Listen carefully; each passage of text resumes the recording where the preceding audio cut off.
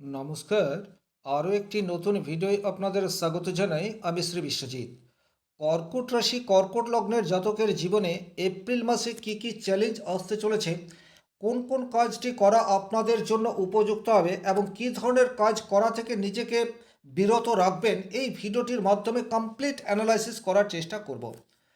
রাশিফল বলতে যেটা বোঝায় সেটা হচ্ছে গ্রহের অবস্থানগত ফল, অর্থাৎ এক একটা গ্রহ এক একটা রাশিতে থাকলে এক এক রকম পরিণাম দেয়, আর এটাই রাশিফল। সুতরাং এখান থেকে আমরা একটা স্থূল বিচারে পৌঁছাতে পারি বা সার্বিক পর্যালোচনা করতে পারি। ব্যক্তিগতভাবে আপনার জন্মকুণ্ডলিতে গ্রহগত অবস্থান, দশা, অন্তর্দশা কীরূপ রয়েছে তার উপর নির্ভর করে এই যে গ্রহ আমাদেরকে কি পরিণাম দিতে চলেছে তার কতটা ইম্প্যাক্ট আমাদের উপর পড়বে। চলে আসবো মূল আলোচনায়। কর্কট রাশি একটি জলরাশি এবং এই রাশির অধিপতি গ্রহ হচ্ছে চন্দ্র। প্রথমেই যে গ্রহটিকে নিয়ে আলোচনা করব সেই গ্রহটি হচ্ছে শুক্র। কর্কট রাশি সাপেক্ষে শুক্র কিন্তু অত্যন্ত যোগকারক একটি গ্রহ। শুক্র আপনার চতুর্থ ঘর এবং একাদশ ঘরের অধিপতি। সে বর্তমানে 10 নম্বর ঘরে অবস্থান করে রয়েছে। সুতরাং বাড়িতে কোনো মাঙ্গলিক অনুষ্ঠান হওয়ার জায়গা সেটি কিন্তু ডেফিনেটলি তৈরি হয়ে রয়েছে এপ্রিল মাসের 22 তারিখ এই সময়সীমা পর্যন্ত। বাড়ির কাজ করা বা বাড়িতে ইনোভেশন, রং করা, ফার্নিচার, অর্থাৎ যে কোনো ধরনের বাড়ির সংস্কারমূলক কাজ এই মাসটিতে আপনাদের জন্য করা অত্যন্ত শুভ হবে। দ্বিতীয়ত, আপনাদের দশমভাবে শুক্র অবস্থান করে রয়েছে। বর্তমান পরিস্থিতিতে কর্মক্ষেত্রে আপনার মনোনিবেশ বা কনফিডেন্স এই দুটির সংমিশ্রণ ঘটতে যাচ্ছে। কর্মক্ষেত্রে স্থায়িত্ব এই বিষয়টিও কিন্তু আপনারা শুক্রের আনুকূল্যে আশা করতে পারেন।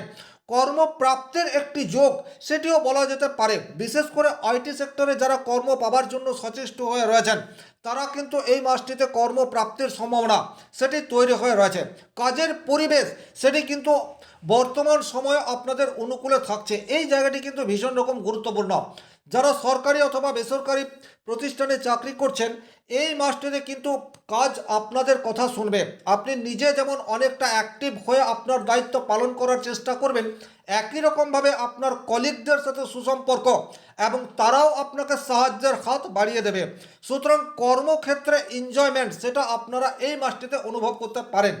স্বাভাবিক অর্থে কর্কট রাশির মানুষ কিন্তু কর্মক্ষেত্রে বর্তমান সময়ে ভীষণ অস্বস্তিকর পরিস্থিতির মধ্যে দিয়ে যাচ্ছেন।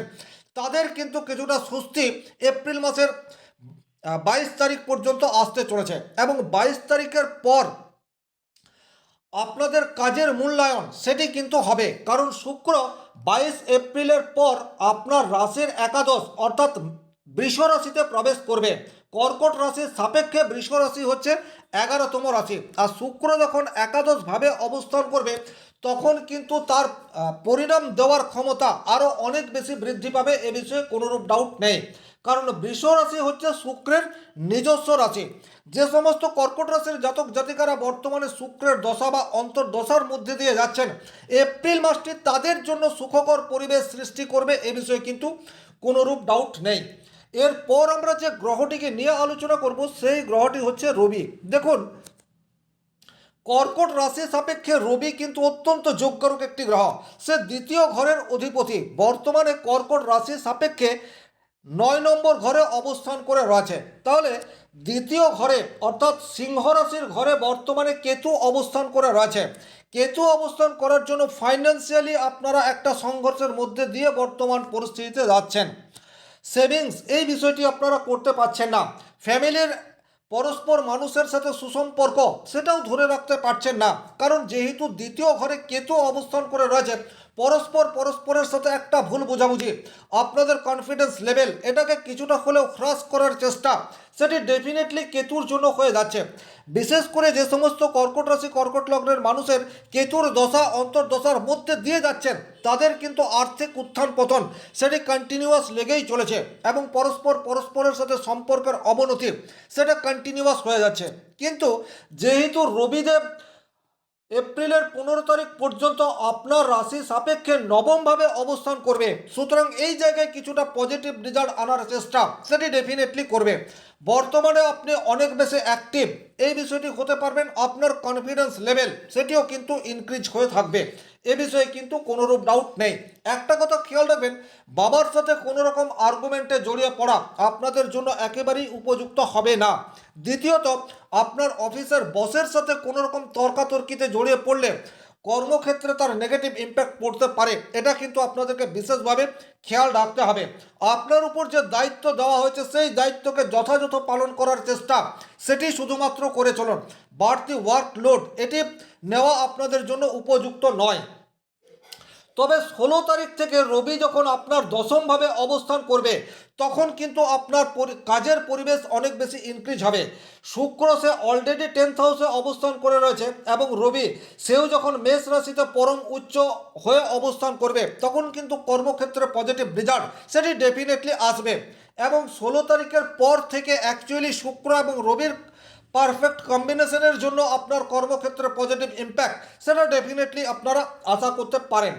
এরপর আমি যে গ্রহটিকে নিয়ে আলোচনা করব সেই গ্রহটি হচ্ছে বুধ। দেখুন, কর্কট রাশির সাপেক্ষে বুধ তৃতীয় ঘর এবং দ্বাদশ ঘরের অধিপতি। তাহলে দুটি অশুভ ঘরের অধিপতি গ্রহ বুধ সে কিন্তু 11 তারিখ পর্যন্ত আপনার অষ্টম ঘরে অবস্থান করে রয়েছে। তাহলে এখানে দ্বাদশ ভাব এবং তৃতীয় ভাবের অধিপতি গ্রহ সে অষ্টমে অবস্থান করে রয়েছে। এই জায়গাটি কিন্তু খুব ভালোভাবে খেয়াল করবেন। চ্যালেঞ্জ কিন্তু বুধের জন্যই আপনাদের জীবনে আসতে চলেছে। তাহলে 3 নম্বর ঘর, 12 নম্বর ঘর এবং 8 নম্বর ঘর, এই তিনটি ঘর কিন্তু অ্যাক্টিভেট হচ্ছে বুধের জন্য। সুতরাং বড় কোনো ডিসিশন আপনাদের নেওয়া চলবে না। তার কারণ হচ্ছে এই বুধ রাহুর সংস্পর্শে চলে আসছে, আপনাদেরকে অতি দ্রুত কোনো সিদ্ধান্ত নেওয়ার দিকে ধাবিত করতে পারে, কিন্তু সেটা আপনাদের জন্য একেবারেই উপযুক্ত হবে না। হঠাৎ করেই চোট আঘাতের প্রবণতা সেটি কিন্তু তৈরি হয়ে যেতে পারে, কারণ কর্কট রাশি সাপেক্ষে তৃতীয় ঘরের অধিপতি গ্রহ হচ্ছে বুধ। তৃতীয় ঘর থেকে আমরা ছোটোখাটো ভ্রমণ এই বিষয়টির বিচার করে থাকি। আর তৃতীয় ঘরের লর্ড যখনই 8th হাউসে যায় এবং রাহুর সংস্পর্শে চলে আসে তখন আকস্মিক দুর্ঘটনা ঘটার প্রবাবিলিটি সেটা তৈরি করে দেয়। তাহলে যে কোনো ধরনের ট্রাভেলিং করা থেকে আপনাদেরকে বিরত থাকতে হবে, বিশেষ করে এপ্রিল মাসের 11 তারিখ পর্যন্ত। যে কোনো ধরনের মানি লস হওয়ার প্রবাবিলিটি সেটা কিন্তু তৈরি হয়ে রয়েছে। নতুন কোনো চ্যালেঞ্জ সেটা 11 এপ্রিল পর্যন্ত আপনাদের জীবনে চলে আসতে পারে, কিন্তু যে কোনো ধরনের চ্যালেঞ্জ আসুক না কেন সেই চ্যালেঞ্জের তৎক্ষণাৎ রিয়াকশন করা থেকে আপনাদেরকে বিরত থাকতে হবে। একটু ভেবে চিন্তে বিচক্ষণতার সাথে আপনারা সিদ্ধান্ত নেন। সেক্ষেত্রে কিন্তু বুধ নেগেটিভ ইম্প্যাক্ট দেওয়ার চেষ্টা করলেও আপনি আপনার বুদ্ধিমত্তা দিয়ে সেটাকে ঠেকিয়ে দিতে পারবেন।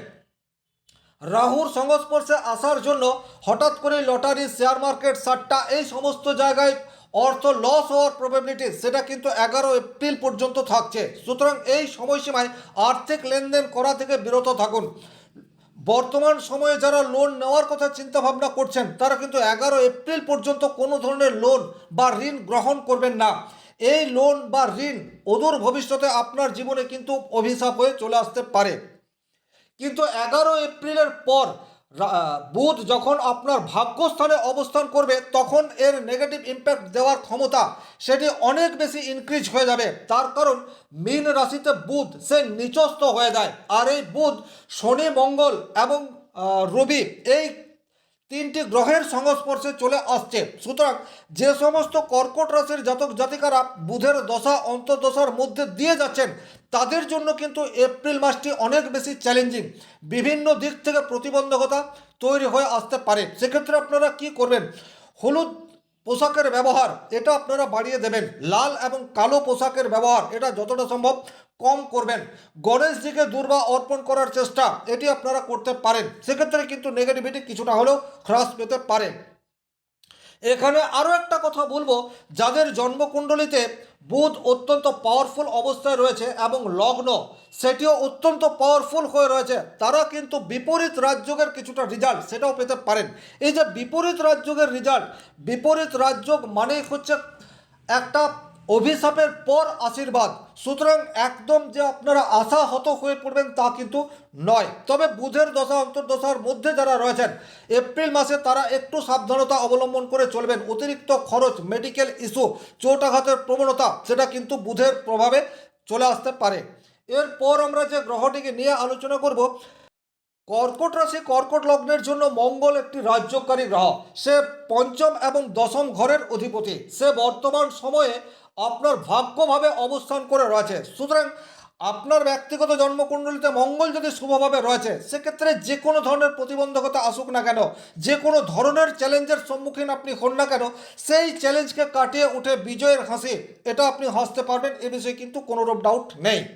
তবে এই মঙ্গল রবি এবং শনির সংস্পর্শে চলে আসছে।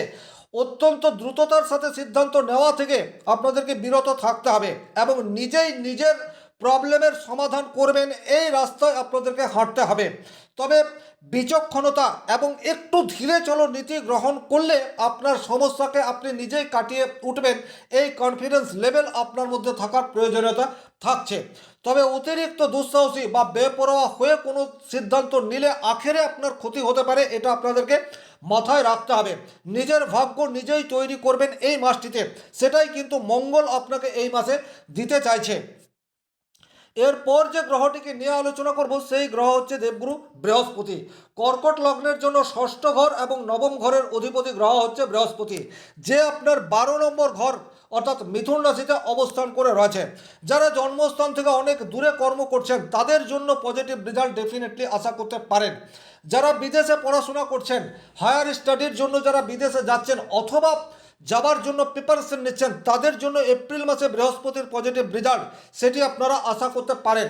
তবে হজমজনিত কিছু সমস্যা, শ্বাস প্রশ্বাসের কিছু প্রবলেম, সেটা কিন্তু তৈরি হতে পারে যদি ব্যক্তিগতভাবে আপনার জন্মকুণ্ডলিতে বৃহস্পতি অশুভ অবস্থায় থাকছে। এরপর আমরা যে গ্রহটিকে নিয়ে আলোচনা করব, সেই গ্রহটি হচ্ছে শনিদেব। দেখুন, কর্কট রাশির জন্য শনিদেব কিন্তু খুব একটা যোগকারক গ্রহ নয়। সে সপ্তম এবং অষ্টম ঘরের অধিপতি গ্রহ। আর এই শনিদেব আপনার ভাগ্যভাব 9th হাউসে অবস্থান করে রয়েছে। শনি কিন্তু কঠোর পরিশ্রমের কারক গ্রহ। তাহলে যখন যখন শনিদেব 9th হাউসে অবস্থান করবে, ভাগ্যের কিছুটা বিড়ম্বনা সেটি তৈরি করার চেষ্টা সেটি ডেফিনেটলি করবে। আর মাসের শুরুতেই শনি রবি মঙ্গল এই যে কানেকশন তৈরি হয়ে রয়েছে, বাবার সাথে সম্পর্ক হানি এটা হওয়ার যোগ সেটা তৈরি করছে। একই সাথে হায়ার এডুকেশনের ক্ষেত্রে কিছু বাধা, কিছু লিগ্যাল ইস্যু এটা আনার চেষ্টা সেটি করে দিতে পারে, অথবা আর্থিক দিক দিয়ে আপনাকে কিছুটা ক্ষতিগ্রস্ত করার চেষ্টা সেটিও করতে পারে। সুতরাং এই জায়গায় আপনাকে কিছুটা সাবধানতা অবলম্বন করে চলতে হবে এবং পরিস্থিতি বিবেচনা করে দ্রুত সিদ্ধান্ত নয়, ভেবেচিন্তে সিদ্ধান্ত গ্রহণ করতে হবে। সেক্ষেত্রে কিন্তু নেগেটিভ পরিণাম এলেও আপনি সেটাকে আপনার নিজের বুদ্ধিমত্তা দিয়ে ম্যানেজ করতে পারবেন, এই জায়গাটি কিন্তু ভীষণ রকম গুরুত্বপূর্ণ। দাম্পত্য জীবনে ছোটোখাটো প্রবলেম এই বিষয়টি তৈরি হয়ে যেতে পারে, অথবা শ্বশুর বাড়ির দিক থেকে কোনো মানুষের জন্য আপনার ফ্যামিলিতে সমস্যা তৈরি হচ্ছে, এই ধরনের ঘটনাও কিন্তু ঘটতে পারে। সুতরাং বর্তমান সময়ে আপনাদের দাম্পত্য জীবনে কোনো প্রবলেম এলে নিজেরা আলাপ আলোচনার মাধ্যমে সেটি মিটিয়ে নেওয়ার চেষ্টা সেটি আপনাদেরকে করতে হবে। আইনত কোনো প্রবলেম সেটা কিন্তু আসতে পারে, কারণ শনি রবি মঙ্গল এই যোগকে 20 যোগ বলা হয়েছে। সুতরাং যতটা সম্ভব কম খরচ করার রাস্তায় আপনাদেরকে হাঁটতে হবে। বাবা অথবা ফ্যামিলিতে বয়োজ্যেষ্ঠ কোনো ব্যক্তির জন্য আপনার এককালীন অধিক অর্থ বেরিয়ে গেল, এই ধরনের কোনো গ্রহ যোগ বা পরিস্থিতি আপনার জীবনে চলে আসতে পারে। সেক্ষেত্রে মাথা ঠান্ডা রেখে সিদ্ধান্ত নেবেন। তাৎক্ষণিক কোনো ডিসিশন আপনার অদূর ভবিষ্যতের জন্য নেগেটিভ ইম্প্যাক্ট নিয়ে আসতে পারে। সার্বিকভাবে কর্কট রাশির জীবনে এপ্রিল মাসে কি কি ঘটনা ঘটতে পারে তার একটি স্থূল বিচার করার চেষ্টা করলাম। এখানে একটা কথা বলে রাখি, বিশ্ব আঙ্গিকে এখন যুদ্ধের দামামা বেজে চলেছে। একটা কথা খেয়াল রাখবেন, এপ্রিল মাসের 20 তারিখ, 21 তারিখ, 22 তারিখ এবং 23 তারিখ এই সময়সীমার মধ্যে বিশ্ব আঙ্গিকে বড় কোনো ঘটনা ঘটতে চলেছে। এই সময়সীমাটি আপনারা যথেষ্ট সাবধানতা সহকারে মেনটেন করার চেষ্টা সেটি আপনাদেরকে করতে হবে। ভিডিওটি যারা শেষ পর্যন্ত দেখলেন তাদেরকে অসংখ্য ধন্যবাদ। শনি মহারাজের কৃপায় আপনাদের প্রত্যেকের মনস্কামনা পূর্ণ হোক এই আশা রেখে আজকের ভিডিও এখানেই শেষ করছি। ভালো থাকুন, সুস্থ থাকুন, ধন্যবাদ।